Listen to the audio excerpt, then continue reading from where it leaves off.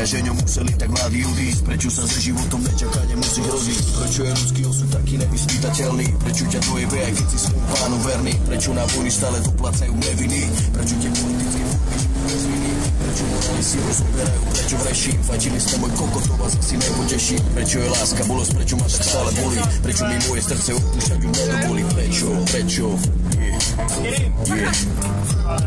Tak prečo? Hajkovič rytmus, tatko. Prečo sa deti hrajú a dospelí vojny stroja? Prečo som postavený v prvej línii do boja? Svet bez otázok ako paranoja. Pýtam sa celý život, moje zmysly sa nepoja. Prečo chcú zrazu reperi robiť veci ako ja? Prečo je odpovedí málo, v ktorých slabé argumenty stoja? Prečo sa ako peklo pýtam dokola znova? Možno odpoveď ti dá do slova, ani na to slova. Prečo?